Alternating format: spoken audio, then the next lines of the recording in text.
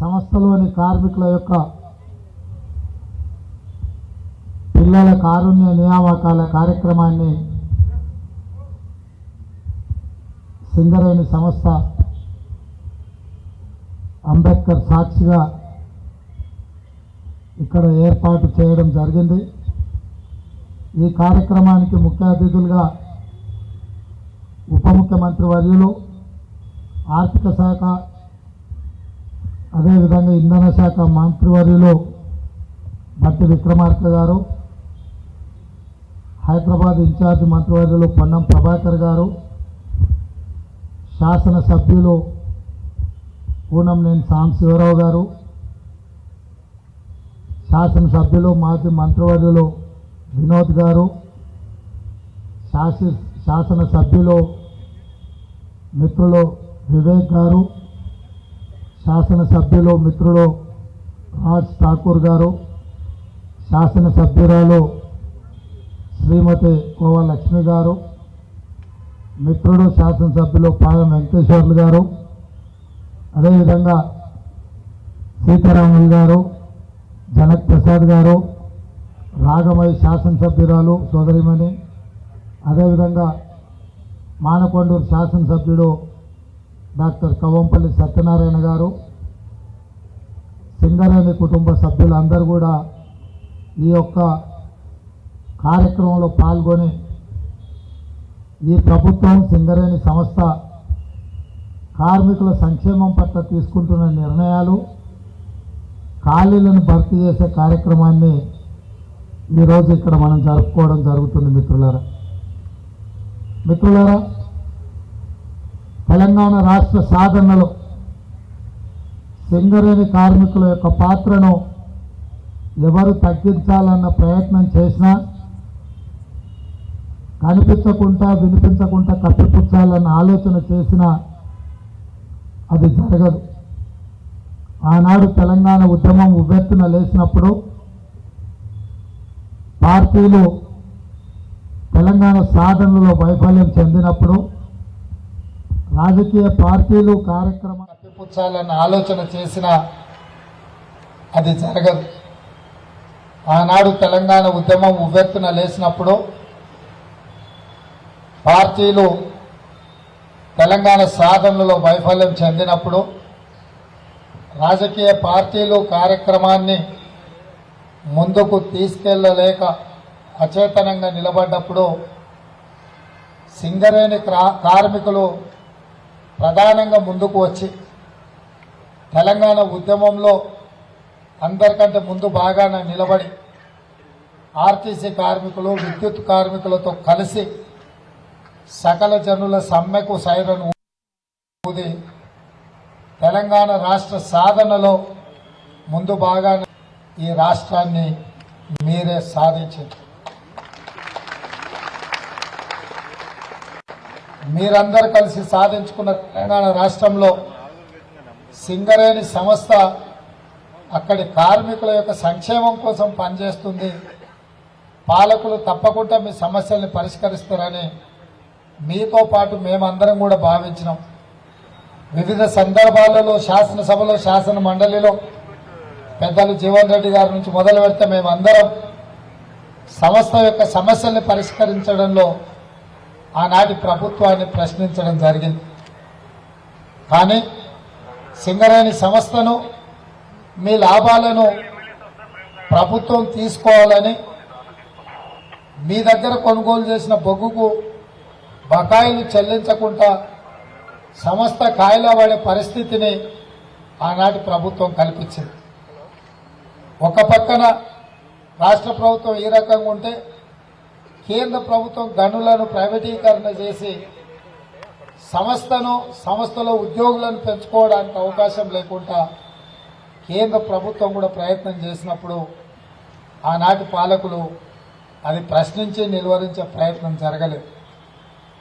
ఏది ఏమైనా మీరందరూ కలిసి మొన్న జరిగిన శాసనసభ ఎన్నికలలో సింగరేణి ప్రాంతం మొత్తం కాంగ్రెస్ పార్టీకి, కమ్యూనిస్టు పార్టీలకు అండగా నిలబడి ఈనాడు ఇందిరమ్మ రాజ్యము, పేద ప్రజల ప్రభుత్వము ఏర్పాటు చేయడానికి సంపూర్ణంగా మీరు అందరు సహకరించారు.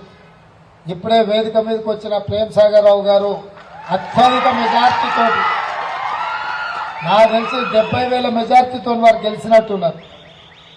ఏ శాసనసభ్యుడు కూడా 40,000, 50,000, 60,000, 70,000 మెజార్టీతో గెలిచిండ్రు అంటే మీ అందరి శ్రమ, మీ కృషి, మీ కుటుంబాలు ఆదరించి కాంగ్రెస్ పార్టీకి అండగా నిలబడడం వల్లనే మా మిత్రులందరూ కూడా అత్యధిక మెజార్టీతో గెలవడం జరిగింది. మిత్రుడు వివేక్ గారు స్థానికులకు ఉద్యోగాలు పూర్తి స్థాయిలో ఇవ్వడం లేదు, జీవో మార్చాలి అని వారు వచ్చి అడిగి 75% స్థానికులకు ఇవ్వాలి, అంతేనా? 80% సింగరేణిలో స్థానికులకే ఉద్యోగాలు ఇవ్వాలని వారు వచ్చి నన్ను అడిగితే ఎంబడే సంస్థకు ఆదేశాలు ఇచ్చి సింగరేణిలో ఏర్పడే ఖాళీలను 80% మీకే ఇవ్వాలి అని వారు నా దృష్టికి తీసుకొస్తే తక్షణమే ఆ నిర్ణయం తీసుకోవడం జరిగింది. ఇది సరిపోతుందా అంటే సరిపోదు. ఎందుకంటే 10 సంవత్సరాలలో మీ సమస్యల పరిష్కారంలో నిర్లక్ష్యం జరిగింది. మీ కుటుంబాలను ఆదుకోవడంలో ప్రభుత్వం అంతగా ఆనాడు ప్రయత్నం చేయలేదు. అందుకే ఈనాడు మా మిత్రులు ఉప ముఖ్యమంత్రి వర్యులు భట్టి విక్రమార్క గారు ఖాళీలను భర్తీ చేయాలన్న ఆలోచనతో సింగరేణి సీఎండీ బలరాం నాయక్కు చెప్పి ఈ ఖాళీలను భర్తీ చేయడానికి అవసరమైన చర్యలు తీసుకోండి అని చెప్పి వేగవంతం చేసి ఈరోజు 441 కారుణ్య నియామకాలను ఈరోజు ఇక్కడ మనము నియామక పత్రాలు తీసుకుంటున్నాము. అంటే మంత్రి గారు మొదటి ప్రాధాన్యతలో మీ ఉద్యోగ నియామకాల పట్ల వారు శ్రద్ధ వహించడం వల్లనే ఈరోజు మనం ఈ కార్యక్రమాన్ని చేపట్టడం జరిగింది. మొన్న జరిగిన శాసనసభ ఎన్నికలే కాదు, నిన్న జరిగిన సింగరేణి ఎన్నికలు కూడా మీరు ఎంత పట్టుదలతో ఉన్నారంటే, మొన్న జరిగిన మీ ఎన్నికల్లో సింగరేణి బొగ్గు గని, తెలంగాణ బొగ్గు గని కార్మిక సంఘానికి 38,000 ఓట్లు పోలైతే అక్కడ వచ్చిన ఓట్లు 1,298. అంటే 3% కూడా వచ్చినట్టు కాదు. మీరు ఒక్కసారి ఆలోచన చేయండి. 2 సార్లు బొగ్గు గని కార్మిక సంఘమే సింగరేణిలో గెలిచిన సంఘం జరిగిన ఎన్నికల్లో దాదాపుగా 38,000 ఓట్లు పోలైతే సింగరేణి కార్మికులు 1,298, అంటే డిపాజిట్ అనే చర్చ కాదు, నామమాత్రమైన ఓట్లు తెచ్చుకోవడం ద్వారా ఆ ప్రాంతంలో గత ప్రభుత్వానికి స్థానం లేదు. సింగరేణి కార్మికులను వంచినందుకు వాళ్ళని క్షమించేదే లేదు అని చెప్పి మొన్న జరిగిన కార్మిక సంఘ ఎన్నికల్లో మీరు తీర్పునిచ్చారు. అందులో మా సిఐటియు, మా కమ్యూనిస్టు సోదరులు, అదేవిధంగా కాంగ్రెస్ పార్టీకి దాదాపుగా 35,000 ఓట్లు పైగా వచ్చినాయి. గుర్తింపు పొందిన కార్మిక సంఘంగా సిఐటియు సీతారాములు గారు వాళ్ళ సంఘం అంతా గెలవడం జరిగింది. వారిని అదేవిధంగా కాంగ్రెస్ పార్టీ నుంచి గెలిచిన వాళ్ళని కూడా, ఏఐటియుసి నుంచి గెలిచిన వాళ్ళని కూడా నేను అభినందిస్తున్నా. ఈరోజు ఈ వేదిక మీద నుంచి నేను ఒకటే మాట చెప్పదలుచుకున్నా. మా ప్రభుత్వం, కాంగ్రెస్ పార్టీ, మేమందరం మా ఉద్యోగాల కోసం కాదు, మీ ఉద్యోగ నియామకాల కోసం మేము తాపత్రయపడుతున్నాము. మిమ్మల్ని, నిజమైన కార్మికుల్ని, నిజమైన నిరుద్యోగుల్ని వాళ్ళ ఉద్యోగ నియామకాలలో వాళ్ళని నియమించినప్పుడే నిజమైన ఇందిరమ్మ రాజ్యం వచ్చినట్టు, ప్రజలు ఎన్నుకున్న ప్రభుత్వం ఏర్పడ్డట్టు అని మేము భావించినాం. కాబట్టి వచ్చిన ఎంబడే స్టాఫ్ నర్స్ పోస్టులు 6,956 నియామకాలు ఎల్బీ స్టేడియంలో ఆడబిడ్డలందరికీ ఉద్యోగాలు ఇచ్చినాం. ఈరోజు మీ ఇంటికి పంపించుండొచ్చు సాంబశివరావు గారు చెప్పినట్టు ఈ సర్టిఫికెట్, మీ నియామక పత్రాలు. కానీ ప్రభుత్వం ఎందుకు ఇట్లా కార్యక్రమాలు ఏర్పాటు చేస్తుందంటే 30 లక్షల మంది నిరుద్యోగ యువకులు నిరాశ నిస్పృహలతో అశోక్ నగర్ చౌరస్తాల్లో, దిల్సుఖ్ నగర్ చౌరస్తాల్లో, సిటీ లైబ్రరీ దగ్గరను ప్రభుత్వాల మీద నమ్మకం లేక ఆత్మహత్యలకు పాల్పడుతున్న సందర్భాలు ఉన్నాయి. కాబట్టి వాళ్ళకి సంపూర్ణమైన విశ్వాసం కల్పించి ఈ ప్రభుత్వంలోని ఖాళీలను భర్తీ చేయడానికి నిరంతరం కృషి చేస్తుందని వాళ్ళందరికీ తెలపడానికి, ఆ నిరుపేదలైన నిరుద్యోగ యువకులకు విశ్వాసం నమ్మకం కలిగించడానికే ఈ ప్రత్యేకమైన కార్యక్రమాలు ఏర్పాటు చేస్తున్నాం. ప్రభుత్వాలు పనిచేయడమే కాదు, పనిచేస్తున్నట్టు కూడా కనిపించాల్సిన అవసరం ఉన్నది. అందుకే ఈరోజు ఈ కార్యక్రమాన్ని మిమ్మల్ని అందరినీ ఇక్కడ మేము కలిసినట్టుగా ఉంటుంది, మీ అందరితో కలిసి సంతోషాన్ని పంచుకోవాలని మేము భావించినాము. అందుకే ఈరోజు సింగరేణి కార్మికులను వాళ్ళ కుటుంబాలను ఈరోజు నియామక పత్రాలు అందుకుంటున్న వాళ్ళను ఇక్కడికి ఆహ్వానించడం జరిగింది. ఈ సంతోషంలో మేము కూడా మీతో భాగస్వాములం కావాలన్న ఆలోచనతో ఈ రోజు ఇక్కడ ఈ నెక్లెస్ రోడ్లో ఈ కార్యక్రమాన్ని ఏర్పాటు చేసినాం. అదేవిధంగా తొందరలోనే పోలీస్ రిక్రూట్మెంట్ బోర్డు నుంచి ఇంకొక 15,000 ఉద్యోగ ఖాళీలను కూడా భర్తీ చేయడానికి ప్రభుత్వము అన్ని రకాల ప్రయత్నాలు చేస్తుంది. రాబోయే 15 రోజుల్లో ఎంత తొందరగా వీలైతే అంత తొందరగా 15,000 పోలీసు ఉద్యోగ నియామకాలు కూడా ఈ ప్రభుత్వం చేపట్టబోతుంది. గతంలో ప్రశ్నాపత్రాలు జిరాక్స్ సెంటర్లలో పల్లి బఠానీలలాగా అమ్ముకున్న విధానాన్ని రద్దు చేసి తెలంగాణ పబ్లిక్ సర్వీస్ కమిషన్ ని ఈరోజు తిరిగి కొత్తగా నియమించి గ్రూప్ 1 పరీక్షలకు కూడా గతంలో ఇచ్చిన ఖాళీలు ఆనాటి ప్రభుత్వం నిర్వహించిన పరీక్షలు లోపభూయిష్టంగా ఉండి హైకోర్టులో 2 సార్లు రద్దయినాయి. ఈరోజు కోర్టే ఆదేశించింది గ్రూప్ 1 పరీక్షల్ని రద్దు చేయమని. ఇంకా కొన్ని దాదాపుగా 60 ఖాళీలు అదనంగా అంతే కదా శేష్ గారు 64 అదనంగా ఏర్పడ్డ ఖాళీలను కూడా కలిపి ఈరోజు కొత్త నోటిఫికేషన్ ఇచ్చి గ్రూప్ 1 పరీక్షల్ని మళ్ళీ నిర్వహించాలని నిర్ణయం తీసుకున్నాం. అదేవిధంగా పరీక్షల వల్ల ఆలస్యమయ్యి వాళ్ళ వయసు కూడా కొంతమందికి అవకాశాలు కోల్పోతారని 2 సంవత్సరాలు ప్రత్యేకంగా వయసు మినహాయింపునిచ్చి వాళ్ళందరికీ కూడా పరీక్షలో పాల్గొనే విధంగా అవకాశాలు కల్పించి ఈరోజు రాష్ట్ర ప్రభుత్వం నిర్ణయం తీసుకున్నది. తొందరలోనే గ్రూప్ 1 పరీక్షలకు నోటిఫికేషన్ వస్తుంది. గ్రూప్ 1 ఉద్యోగ నియామకాలు చేపట్టడానికి ఈ ప్రభుత్వము నిరంతరం ప్రయత్నం చేస్తూనే ఉంటుంది.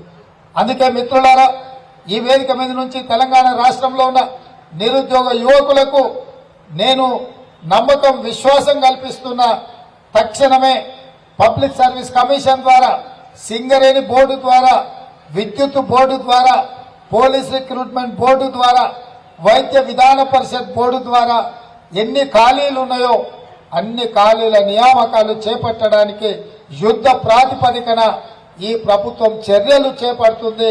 అందుకే మీరు పోటీ పరీక్షలకు మీరు తయారవ్వండి.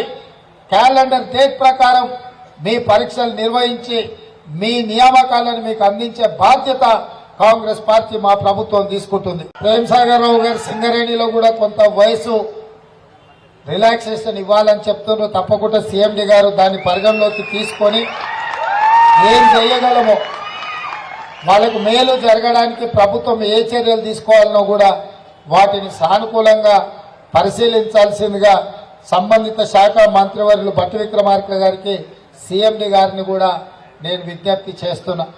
ఏదేమైనా మిత్రులారా, ఈ సాయంత్రం మీ అందరితో కలిసి ఈ సంతోషకరమైన సందర్భంలో భాగస్వామ్యం తీసుకొని మీ సంతోషంలో మేము కూడా భాగస్వామ్యమై ఈరోజు ఈ కార్యక్రమాన్ని ఏర్పాటు చేసుకున్నాము. మా సాంబశివరావు గారు సహజంగా కార్మిక సంఘ నాయకుడిగా చాలా విషయాలు వారు చెప్పడం జరిగింది. వాటన్నిటిని కూడా వారితో మాట్లాడి ఆ సమస్యలు ఏవేవి ఎట్లా పరిష్కరించాలనో పరిష్కారాన్ని కూడా వారి సూచనలు తీసుకుంటాం. గుర్తింపు పొందిన సంఘంతో తొందరలోనే ప్రభుత్వం వాళ్ళతో చర్చిస్తాం. సంఘంలో గెలిచిన వాళ్ళందరినీ కూడా పిలిచి ప్రత్యేకంగా మా ఉప ముఖ్యమంత్రి గారు ప్రత్యేక సమావేశాన్ని ఏర్పాటు చేసి మీ సమస్యలన్నిటిని కూడా తెలుసుకొని సహేతుకమైన వాటిని అన్నిటిని కూడా పరిష్కరించడానికి ఈ ప్రభుత్వం ప్రయత్నం చేస్తుంది. 24 గంటలు అందుబాటులో ఉండే మీ అభిమాన నాయకుడు ఈరోజు సంబంధిత శాఖ మంత్రిగా ఉన్నాడు. వారు తప్పకుండా మీ సమస్యల్ని పరిష్కరించడానికి తీవ్రమైన కృషి చేస్తాడు. వాటికి పరిష్కార మార్గం చూపిస్తాడని తెలియజేస్తూ మీ అందరికీ మరొక్కసారి ఉద్యోగ నియామకాలకు ఎన్నికైన వాళ్లకు మనస్ఫూర్తిగా శుభాకాంక్షలు తెలియజేస్తున్నా. ఎందుకంటే ఒక కుటుంబంలో ఉన్న 4 ఉద్యోగాలు మీరు ఊడగొడితే మీకు 441 మందికి ఇవాళ ఉద్యోగాలు వచ్చినాయి. ఇది ఇక్కడ ఆగదు. ఆ 4 ఉద్యోగాలు పోగొట్టినందుకు 2 లక్షల ఉద్యోగాలు ఇచ్చే బాధ్యత మా ప్రభుత్వం తీసుకున్నది. తప్పకుండా రాబోయే రోజుల్లో ప్రభుత్వంలో ఉన్న ఖాళీలను 2 లక్షల ఉద్యోగాల నియామకాలను చేపడతాం. ఎన్నికల కంటే ముందు నేను అదే మాట చెప్పిన, మీరు వాళ్ళను ఉద్యోగాలు అడగకండి, మీరు ఇచ్చిన ఉద్యోగాలు వాళ్ళను ఊడగొడితే మీ ఉద్యోగాలు మీ ఇంటికి నడుచుకుంటూ వస్తాయని ఆ రోజు చెప్పినట్టుగా ఈ రోజు మీ ఉద్యోగ నియామకాలు ఇక్కడ చేపడుతున్నాం. Raj Thakur special hospital super speciality hospital సంబంధించి కూడా నా దృష్టికి తీసుకురావడం జరిగింది.